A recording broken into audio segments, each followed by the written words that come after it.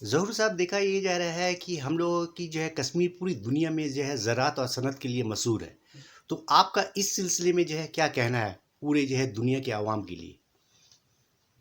सुलेमान साहब, सबसे पहले मैं आपका बहुत ही मशकूर हूँ। आपने कलकत्ता से इतनी मसाफत तय करके यहाँ पर आकर हमसे बात कर रहे हैं, इसके लिए हम आपके बहुत ही मशकूर ममनून हैं। कश्मीर जहाँ तक ताल्लुक़ है, आपको मालूम है ये तो अपने टूरिज़्म के लिहाज से सबसे दुनिया भर में मशहूर है। अपनी खूबसूरती की वजह से यहाँ की नदियाँ, यहाँ के पहाड़, जंगल सब कुछ है। लेकिन जहाँ तक कश्मीर की मईशत का ताल्लुक़ है, इसका दारोमदार सबसे ज़्यादा यहाँ की फ्रूट सनत, एग्रीकल्चर पर है। एग्रीकल्चर का जो एग्रीकल्चर के साथ जितने भी यहाँ की पॉपुलेशन का वास्ता है, 70% पॉपुलेशन डायरेक्टली और इनडायरेक्टली इन्वॉल्व है एग्रीकल्चर के साथ। और उनकी मईशत का दारोमदार भी सबसे ज़्यादा हॉर्टिकल्चर सेक्टर पर है, जिसमें सबसे अहम चीज़ जो यहाँ से प्रोड्यूस होती है वो एप्पल है। एप्पल के बाद अगर हम फ्रेश फ्रूट की बात करें, चेरी है, प्लम है, पीच है, पियर है। और अगर हम एप्पल की बात करें तो सिर्फ डिस्ट्रिक्ट बारामूला में 300 से ज़्यादा अकसाम पाए जाते हैं। और हम दुनिया भर में मशहूर हैं अपनी एप्पल की प्रोडक्शन की लिहाज से। अगर हम एप्पल प्रोडक्शन की बात करें, फ्रूट प्रोडक्शन की बात करें, तो 70% जो प्रोड्यूस होता है, जो प्रोडक्शन है अपनी कंट्री में, उसका 70% प्रोड्यूस होता है कश्मीर से। और जहाँ तक ड्राई फ्रूट का ताल्लुक है, तो दुनिया भर में कश्मीर मशहूर है अपनी ड्राई फ्रूट की वजह से, जिसमें खासकर वालनट और आलमंड का बहुत ज़्यादा अहम रोल है। और इसका 90% प्रोड्यूस जो है इंडिया का, 90% प्रोड्यूस जाता है कश्मीर से। और हमारी इकोनॉमी का दारोमदार ही इस हॉर्टिकल्चर सेक्टर पर है, एग्रीकल्चर सेक्टर पर है। और जहाँ तक आपने इंडस्ट्री की बात की, बदकिस्मती से जब से हम आज़ाद हुए हैं, यहाँ पर इंडस्ट्री की तरफ कोई ध्यान नहीं दिया गया, न गवर्नमेंट की तरफ से और न प्राइवेट सेक्टर में। अगर हम बात करें तो यहाँ पर इंडस्ट्री है ही नहीं। एक वूलन मिल है, बेमिना वूल मिल। इससे पहले एक स्लिक फैक्ट्री थी जो अब डिफंक्ट हुई है। तो जहाँ तक ताल्लुक़ है इंडस्ट्री की, तो यहाँ पर बहुत ही इम्कानात थे इंडस्ट्री को बढ़ावा देने का, लेकिन नहीं, ऐसा नहीं हुआ। अगर हम हॉर्टिकल्चर सेक्टर की तरफ बात करें तो थोड़ी बहुत पिछले 5, 8, 10 साल से यहाँ पर इसकी तरफ ध्यान दिया गया है। और इसमें प्राइवेट सेक्टर, जो प्राइवेट स्टेक होल्डर्स, वो आगे आए और उन्होंने 25-26 सी स्टोर्स यहाँ पर कायम किए, शायद 25-26, उससे भी ज़्यादा। तो उससे हमें बहुत फ़ायदा हो रहा है, क्योंकि जब पीक सीज़न होता है तो हम रिटेन कर सकते हैं अपनी जो प्रोड्यूस होता है, जो अपना बल्क जो मार्केट में आने से बच जाता है, तो उससे बहुत फ़ायदा हुआ है।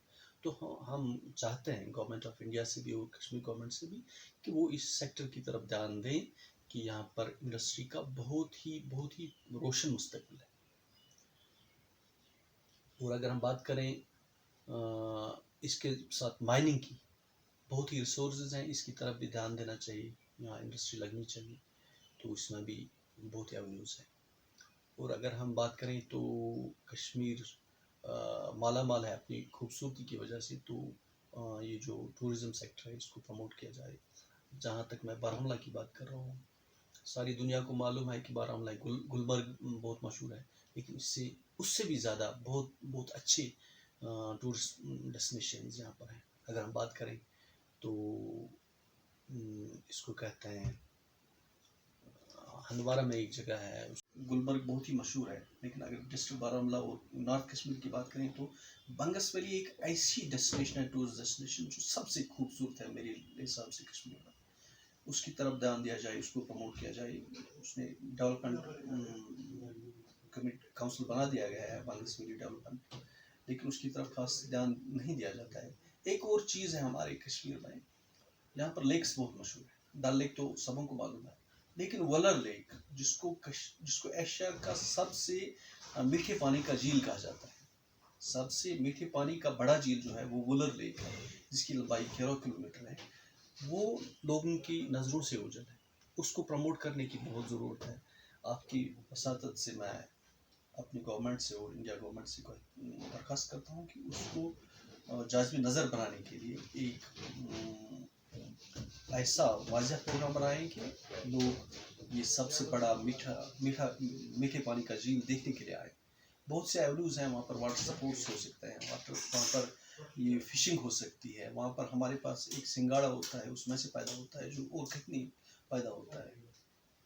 तो बहुत सारी जगह हैं इसके अलावा भी। तो मैदान है कश्मीर में, उसको प्रमोट करने की ज़रूरत है।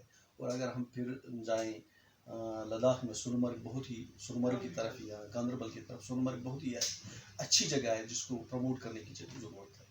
और इसके बाद बाकी जो डेस्टिनेशन है उसकी तरफ गवर्नमेंट ध्यान देती है।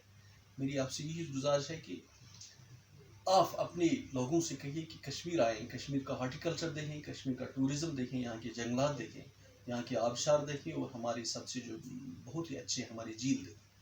बहुत बहुत शुक्रिया आपका। ज़हूर साहब, देखा ये गया है कि कश्मीर में जो है कई सारे जो है फ्रूट एंड ड्राई फ्रूट्स की जो है खेती या फार्मिंग होती है। तो फ्रूट्स और ड्राई फ्रूट्स में क्या क्या जो है फार्मिंग होती है, और साथ में जो है ये फ्रूट और ड्राई फ्रूट के जो है कौन कौन से जो है कश्मीर के ज़िले में जो है इसकी खेती या फार्मिंग होती है, ज़रा सा हम लोग के व्यूवर्स को तफसील से बताइए।